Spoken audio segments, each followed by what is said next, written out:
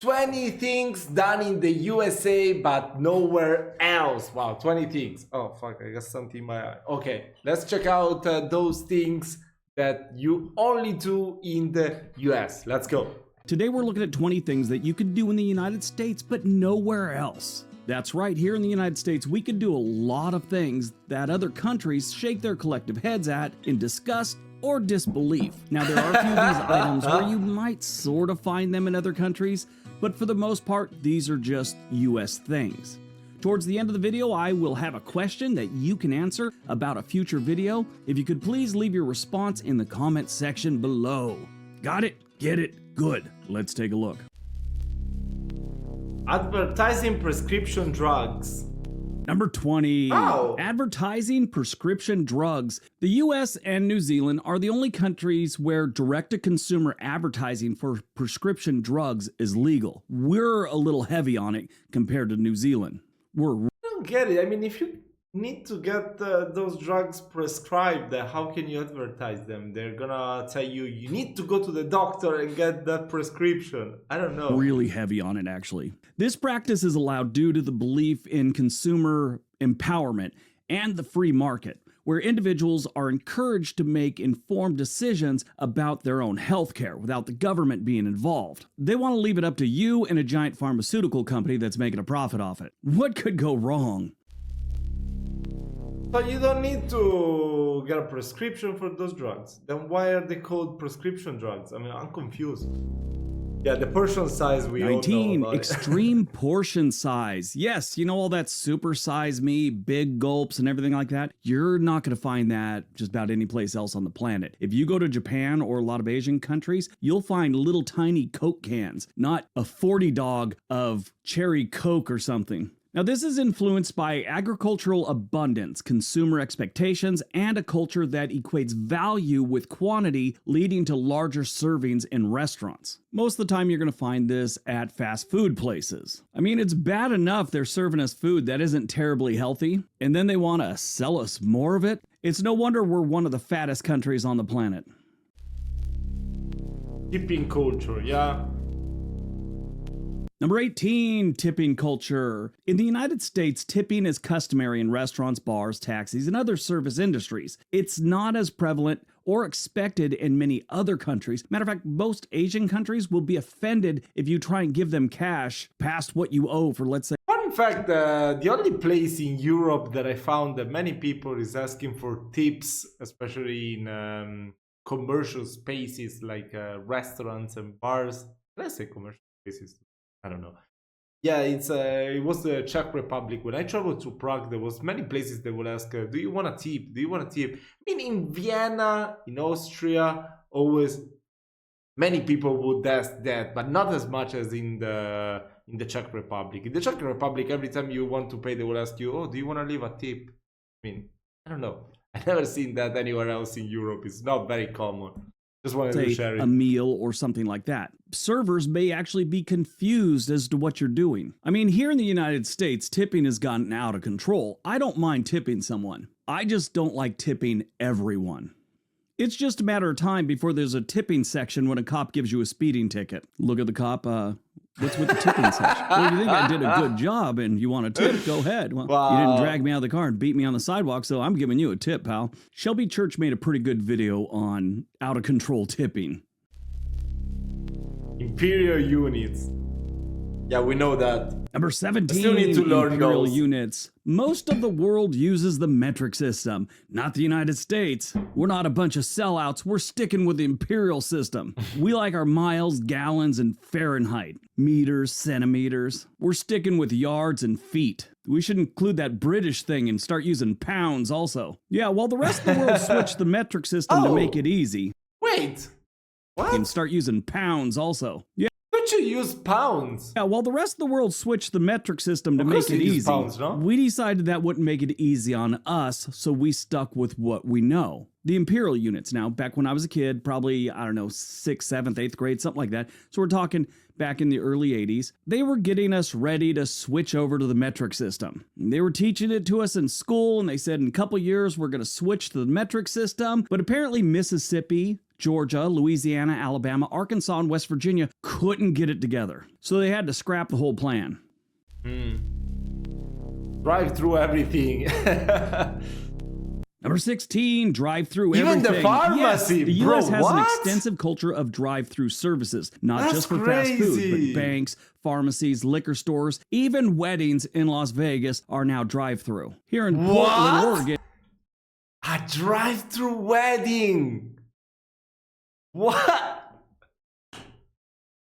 Bro. What? What the hell? and we had a drive-through strip club during the pandemic. I'm not even What? kidding. That's so crazy. Electoral college system.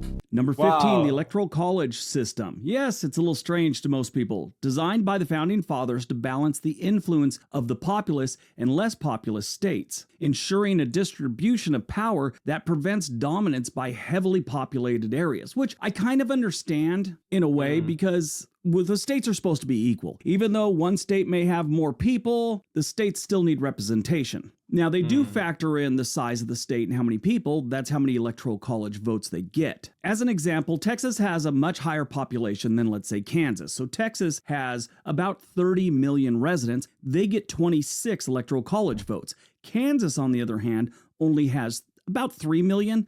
They get 7. So each state, depending on the amount of people they have, do have a little more power than other states, but at least everyone has some skin in the game this way. And stop typing. Those aren't the current numbers. Which brings me to my other point. As the census comes out, they change how many electoral college votes you get, depending on what your population's doing. The map for the upcoming 2024 election, Texas has 40 electoral college votes, and Kansas only has 6. They've actually gone down a little bit. Texas has gone up. Obviously, California, having the largest population, has the most votes with 54. One other little fact that I find strange there, 2 different states split their electoral college votes, so they could go either way. They could both go Democrat, one could go Democrat, one could go Republican, they can both go Republican, whatever. And that is Nebraska and Maine. Myself, I think they should split up the votes by the city versus rural areas, because they're always going to be different. They have different ways of life, they have different values, and they have different ideas of how this country should work. Still That has is to follow true. the population, but let's say you take California. Los Angeles gets 10 electoral college votes, but you go out to the desert to the east of there where hardly anyone lives, maybe they at least get 1 vote. Same thing in Oregon. They get 8. Let's give Portland, where most of the people live, 5, and then split up the other 3. I don't know. It's a mess. It's kind of weird, especially if you come from another country. Yeah, I didn't understand that much. The right to carry weapons. Number 14, the right to carry weapons. The U.S. has unique gun laws allowing citizens to own and carry firearms under the Second Amendment. This level of gun ownership and the variety of firearms available is not common in most developed countries that aren't in some sort of conflict. The Second Amendment is in the U.S. Constitution and it protects this right to bear arms. It's rooted in the country's history and culture of self-reliance Wow, and that's defense. crazy. That's still from the Constitution of 1776. Wow. Are many laws in America still in the first Constitution that was redacted? Against tyranny. Wow. Free refills, yes.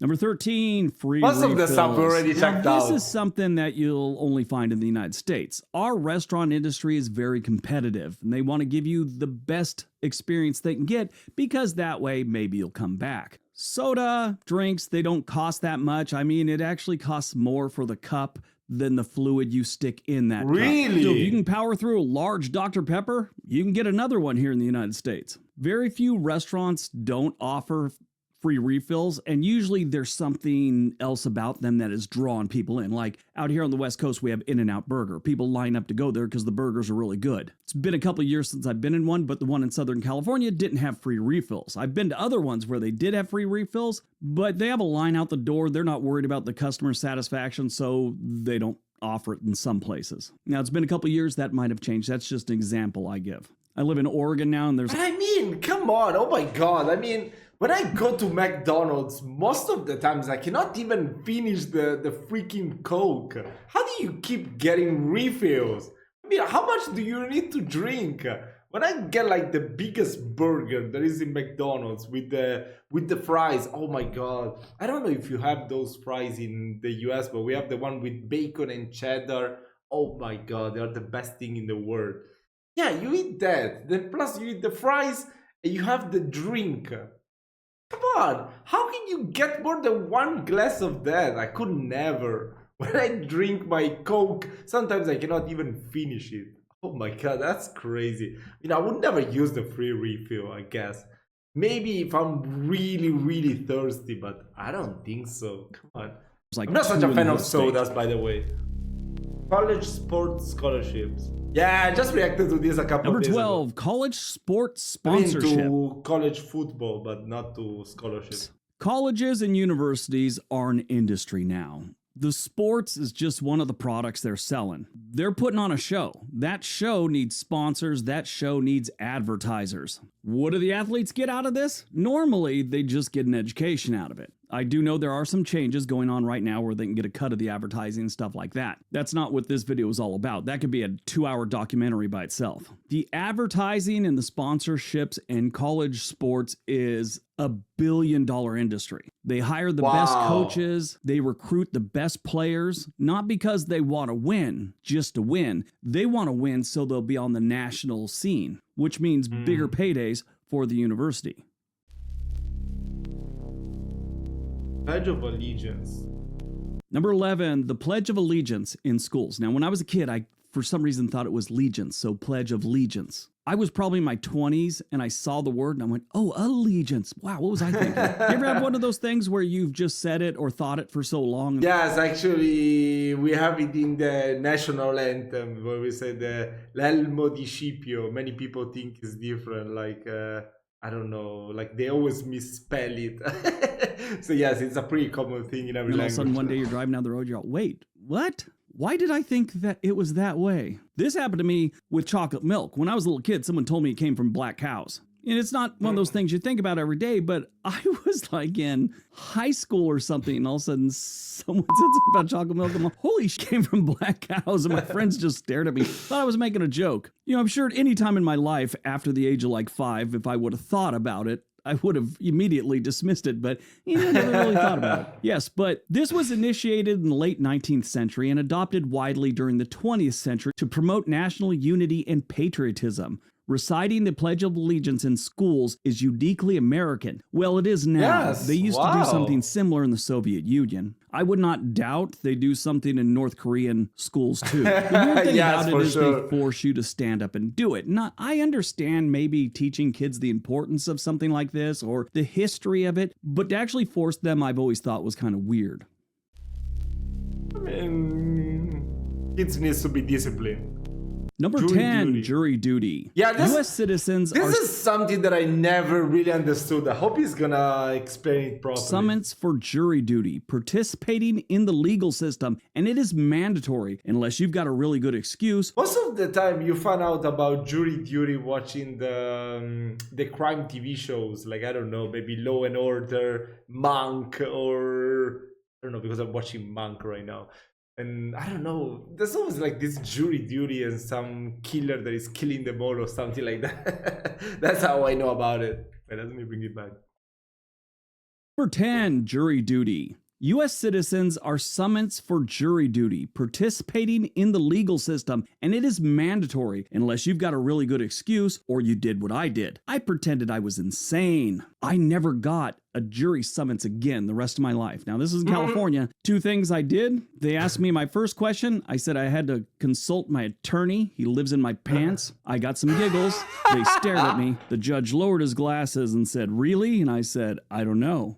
Their next question to me was, have you ever committed a crime? I said, I don't know. Is this a real cop? And I pointed towards the bailiff, and he said, I am a sheriff. I said, then I plead the 25th Amendment, which I should have said 5th Amendment, but I knew that, but I just thought I'd be weird. And the attorney asked me a question and said, all right, great. So the vice president here can be excused. Yep, never got another summons. Going to depth for college. Heard Number about 9, Going into debt to go to college. Yes, this is something that is very much a US thing. Other countries do charge for universities and colleges, but nothing like we do. It's not an industry like we talked about earlier with the college sports. Most developed countries offer free college. In Germany, you have free college, plus the government pays your monthly rent. Here in the United States, you collect a massive amount of debt. If you're in the Even in the UK, in the UK is a thing. I still remember when I was with my friend, we went there to Newcastle upon Tyne. I don't remember. And there was this guy that he was also Italian. He was studying there for like 2 or 3 years, not working, just studying or whatever. And the government will pay him everything, his rent, give him money for daily necessities. I mean, he was living for free just studying. That was incredible. In Italy, we don't have that, unfortunately. In most developed countries, they will. Yeah, even France. Yeah, even France, I've heard they have it. Fuck, we are so behind in Italy. Military, or you've done some time in the National Guard, like my brother, his daughters went to a state school tuition free because he served in the National Guard. They still had to pay rent and all that stuff, but tuition was free. The amount that is paid for colleges is incredibly out of whack with the way it should be. Wait, sorry for pausing so much. I have another question. What about like kindergarten, elementary school, high school, and all that prior to college? Is that very expensive as well, or only college is the expensive one? I was going to a community college back in 1994. The price per unit was $8. Right now, that same community college, it's $47 per unit. That's if you're a resident of California. If you're not, it's like $300 a unit. Then, of course, they have some weird health insurance thing you have to sign up for. They just tack on a whole bunch of other things. It's nonsense. Overworking. Number 8, overtime, or being overworked. The US is considered to be one of the most overworked countries in the developed world. There are some countries like Japan and a few other ones where they do work harder than us, but we're up there. Most countries offer 6 weeks of paid vacation. You can get some vacation depending on your employer here, and I guarantee it's not 6 weeks a year. A lot of other developed countries offer up to 1 year paid maternity leave with job security. I've talked to a few people that have come to the United States for work, usually on the tech side of things, and they cannot believe we don't have things like the maternity leave, more than 2 weeks for vacation time. One guy I worked with, he was from India. I won't mention the company because I don't want to get in trouble, but he could not believe that he had to get the okay to get a doctor's appointment. I watched him limp around the office for 2 weeks before he had his doctor appointment. That was another thing entirely. Turns out he tore his ACL. That is crazy. Oh my God, that is so terrible. I mean, it's fine to overwork. I mean, I am self-employed, so I do this, making the videos, reaction videos. I have many other channels besides this one. So it takes me like maybe 4 or 5 hours to make all the videos every day for each channel and upload them, thumbnails and all that. And then after I'm done with that, I will take a break, maybe cool off, eat something, probably work out when I'm in the mood for it, take a walk, and then I will start to play poker because my job is mainly playing professionally poker online. That's like 6 or 7 hours. So yeah, I work over 10 or 11 hours, but I enjoy doing that. So I don't really feel like I'm overworking. But whenever I feel too overwhelmed, I can just take off take a break for like a couple of weeks. And yeah, whatever. That's crazy that you cannot take any vacations whenever you want. Wow. I don't like that. No. That's an L. That's an L. That's a big L, US. Come on, you gotta change that. ACL, or had a tear in it. He was still walking around, but there was a serious limp. Using money that is the same color. Ah, yes. Number 7, same color money. Yes, in case you don't know, That's a most little bit other confusing. countries have different colored ink for their folding money. $5 might be green and $10 might be red, $20 might be blue. Here in the United States, it's like we had a sale on green ink and we just stuck with it. I worked with they're all in their 20s and stuff like that. And they're college students when I was at Netflix. One day I pulled out a bunch of dollars and asked them if they could name the portraits on each one of the size currencies I had. $5, $10, $20 bill I think I had. They said George Washington for every single one of them. Nobody guessed any of the other ones. I even pointed to the $5 bill and he's known for ending slavery. And a mid-20-year-old college student said, Martin Luther King? I just looked at her and said, I weep for America. What the hell? Private prisons for profit.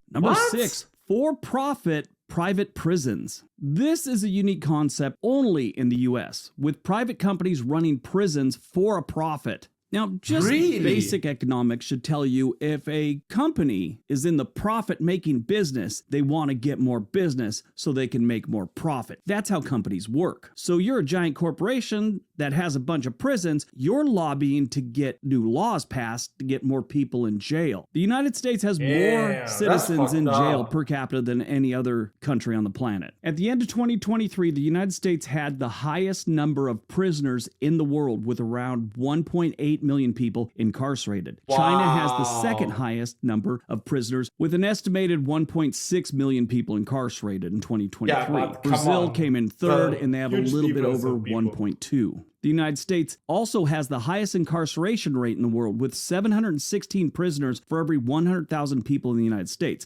Other countries with a high incarceration rate include Turkmenistan has 583 and the U.S. Virgin Islands have 542 for every 100,000 residents. There's been many cases where judges have been in cahoots with some of these prisons, and they've gone to jail for it. I remember one, I think it was in Alabama or Louisiana, where they had a youth prison. They were paying Bro, the American Virgin Islands sound really dangerous. a judge kickbacks for sending the youths to the prison. So teenagers were getting 30 days in jail for being out after curfew. They brought a knife to school, they get 3 months in prison for it. It was just weird stuff. Finally, a reporter started doing some digging, and it all came tumbling down.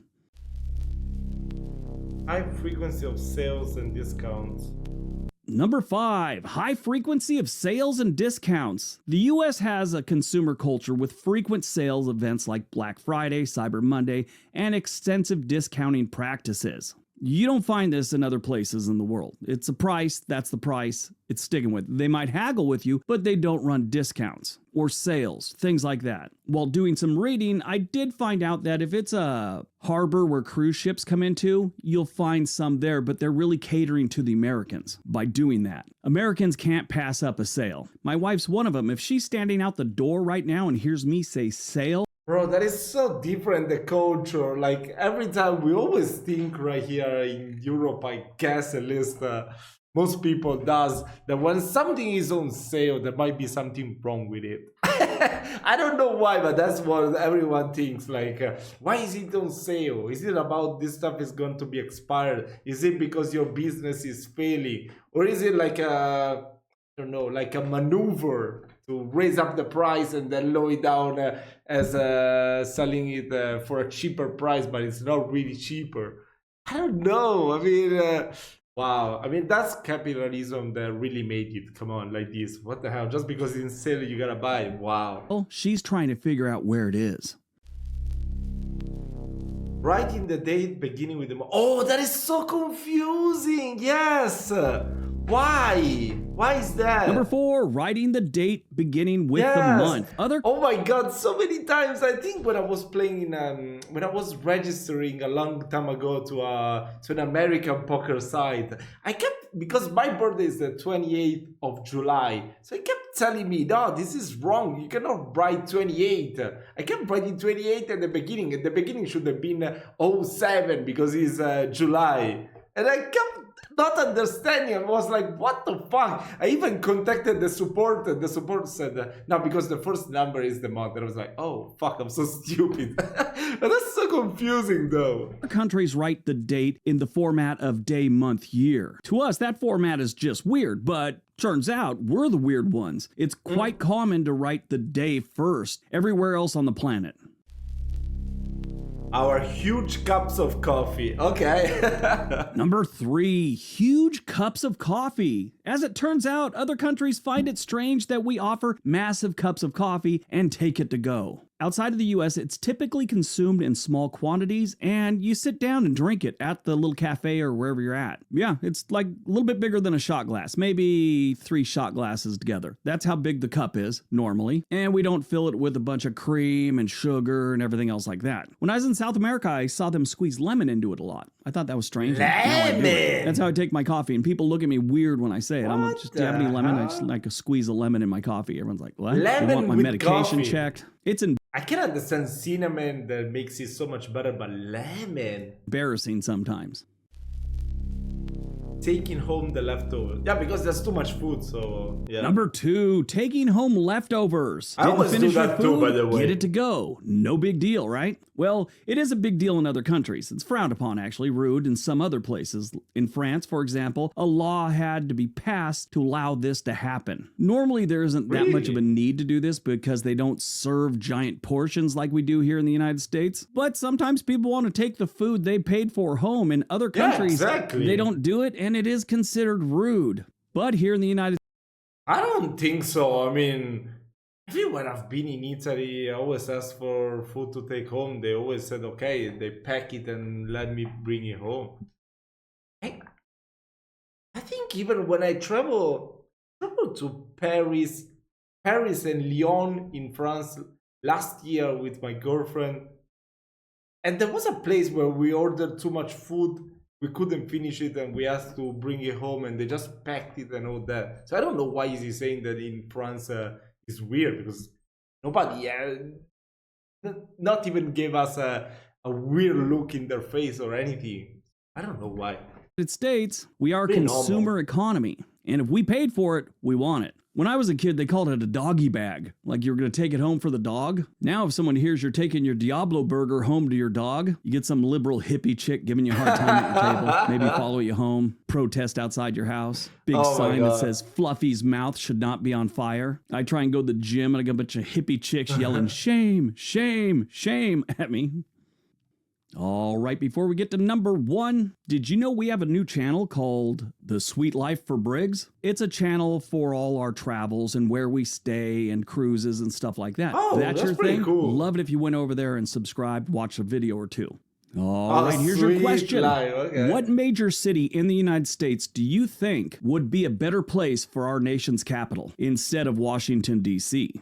All right. I don't know. New York City. I mean, it's the most iconic one. I don't know. On to number 1. Food dyes. What do you mean? Like the colorants? And number 1, food dyes. In other countries, it's actually illegal to add food dyes and other additives to food. Here you get the whole rainbow, then some. The reason they have laws against these additives and food colors, because it's bad for you. Here in the United States, we promote food that is actively trying to kill you. There's a comedian that does a great bit on Captain Crunch. He's from Canada. His name's K. Trevor Wilson, and they only have one type of Captain Crunch up there, which is just the basic Captain Crunch. Here in the United States, we have 4 different types of Captain Crunch, and then the occasional... But I mean, we always have those candies that are colored, so those are bad. Wow. Seasonal different candies one. are bad, What but- it is, it's the additives and the food coloring. I mean, we have, only Crunch Berries. That is nothing but dark dyes and additives. Oh. All right, that's today's video. Hope you guys enjoyed it. Hope you got some information out of it. Now go out, have a great day, be nice to each other. Wow, those videos are really cool. 70 small towns you could retire live on. $1,500 a month. 1 hour and 30 minutes. Wow. We should definitely react to this type of videos. Oh my god. We should make like maybe a live stream and react to this one. 1 hour and 30 minutes seems perfect. So we can discuss on each small town what the pros and the cons are. It could be a nice idea. Let me know what you think about it in the comments. If you reach this moment, because come on, I don't expect many people to watch the whole video. So yeah, that was really interesting. Let me know your thoughts. Let me know which other videos you want me to check out. I wish you all a lovely day and I'll see you very soon.